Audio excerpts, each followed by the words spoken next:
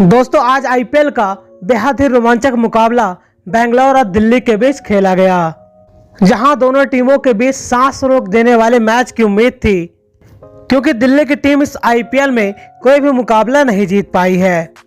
जी हां, ऋषभ पंत के बिना यह टीम अपनी लय नहीं पकड़ पाई है। दिल्ली के बल्लेबाजों ने अपनी टीम को ही काफी निराश किया है। वार्नर और अक्षर पटेल के अलावा कोई भी बल्लेबाज अच्छी पारी नहीं खेल पाया है। इसी वजह से यह टीम लगातार 4 मैच हारी थी। इसीलिए आज दिल्ली की टीम किसी भी हाल में जीत से खाता खोलना चाहती थी। दिल्ली के लिए यह मुकाबला करो या मरो का था, क्योंकि पॉइंट्स टेबल पर दिल्ली की टीम सबसे निचले स्थान पर थी और वहीं बेंगलोर की टीम इस टूर्नामेंट में जीत के साथ शुरुआत की थी और वहीं अगले 2 मैचों में हार का सामना करना पड़ा था। इसीलिए आज दिल्ली की टीम को हराकर जीत की पटरी में लौट आना चाह रही थी।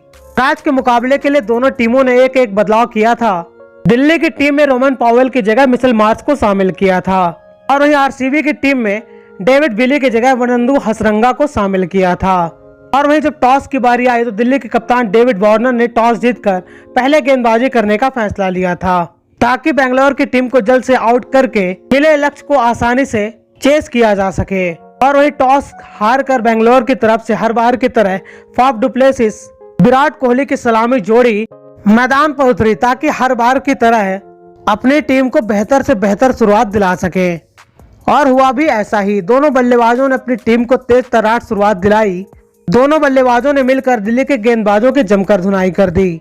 4 ओवर तक दोनों बल्लेबाजों ने अपनी टीम का स्कोर 42 रनों तक पहुंचा दिया था और वहीं दिल्ली की टीम 42 रन पर आरसीबी का पहला विकेट गिराने में सफल रही। जी हां, फाफ डु प्लेसिस की रूप में दिल्ली को पहला विकेट मिला। जी हां, फाफ डु प्लेसिस को मिचेल मार्श ने अमन खान के हाथों कैच आउट करवा दिया।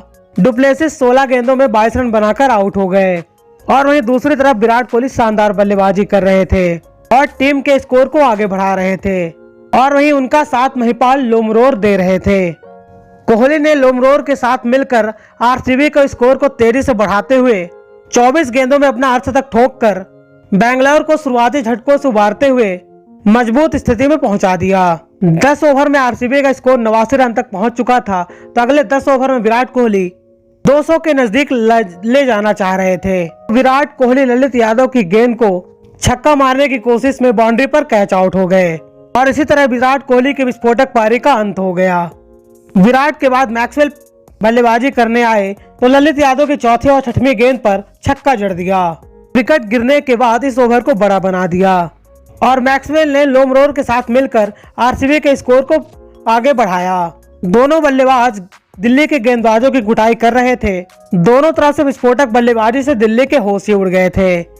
वार्नर को समझ नहीं आ रहा था कि बेंगलोर को रोके कैसे और दोनों बल्लेबाजों ने 12 ओवर में आरसीबी के स्कोर को 117 के पार पहुंचा दिया था। अब यहां से बेंगलोर 200 के पार पहुंचते हुए दिखाई दे रही थी, लेकिन तभी मैच अचानक से पलट गया। 13 ओवर की 5वीं गेंद पर मिचेल मार्श ने सेट हो चुके महिपाल लोमरोर को विकेट के पीछे कैच आउट करवाकर इस साझेदारी को तोड़ दिया।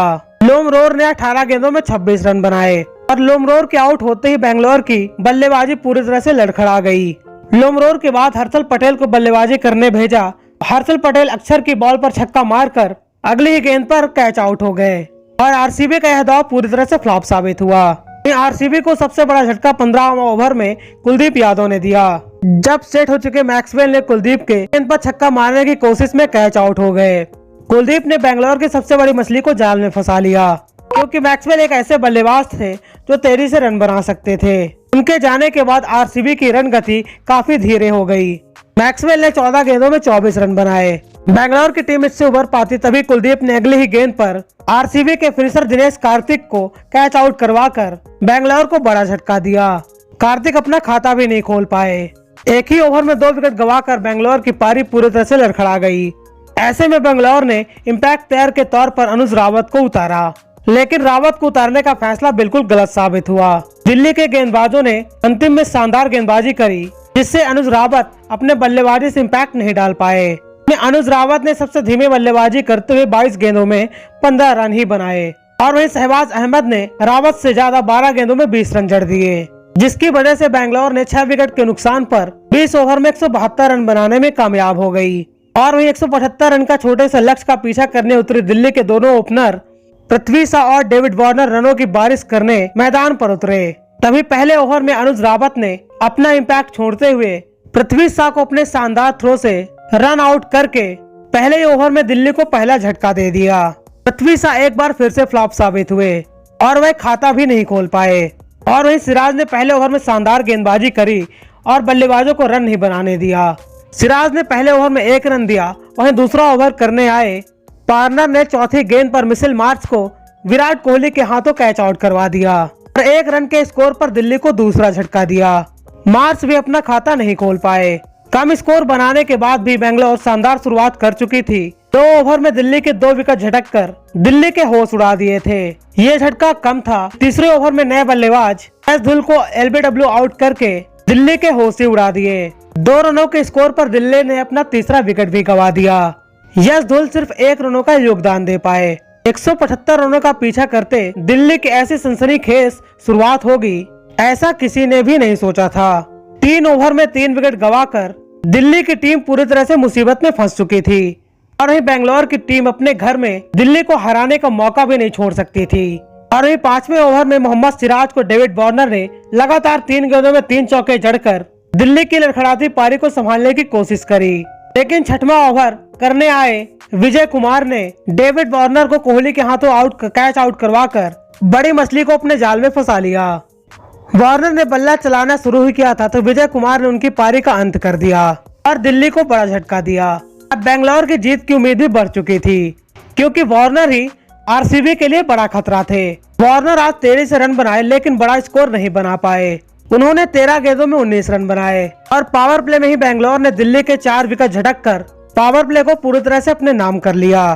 पावर प्ले के बाद दिल्ली के विकेटों का सिलसिला रुका नहीं। 9वें ओवर में हर्षल पटेल ने अभिषेक पौरेल को कैच आउट करवाकर 53 रनों पर दिल्ली की आधी पारी को समेट दिया। अभिषेक पौरेल ने 8 गेंदों में 5 रन बनाए। अब दिल्ली की जीत दूर लग रही थी। बेंगलोर ने पूरा शिकंजा कस चुका था। 53 रन पर 5 विकेट गंवाकर दिल्ली की जीत मुश्किल लग रही थी। आरसीबी के गेंदबाजों ने दिल्ली के बल्लेबाजों को पूरी तरह से दहला दिया था। हालांकि दिल्ली की उम्मीद अभी खत्म नहीं हुई थी क्योंकि मैदान पर अक्षर पटेल आ चुके थे। अक्षर दिल्ली की आखिरी उम्मीद थे क्योंकि वह ऐसे बल्लेबाज थे जो अपने दम पर मैच का रुख पलट सकते थे और अक्षर ने अपना दम दिखाया जब उन्होंने 14 गेंद में 21 रन कूटकर दिल्ली को जीत की राह पर लाने की कोशिश कर रहे थे।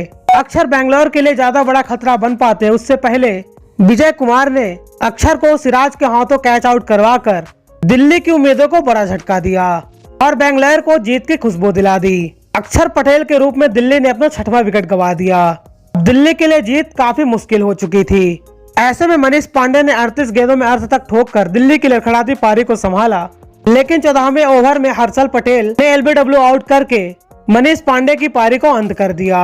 इसी के साथ दिल्ली की हार तय हो गई। तो दिल्ली को अंतिम 30 गेंदों में 66 रन बनाने थे जबकि 3 विकेट ही बचे हुए थे।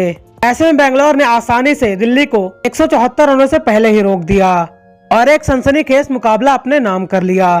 साथ ही दिल्ली को लगातार 5वीं हार थमा दी। दोस्तों, आप आरसीबी के जीत से खुश हैं या नहीं? कमेंट बॉक्स में अपनी कीमती राय जरूर बताएं और ऐसी स्पोर्ट्स की खबरों के लिए आप हमारे चैनल को सब्सक्राइब करें। नोटिफिकेशन की घंटी बजाना बिल्कुल ना भूलें।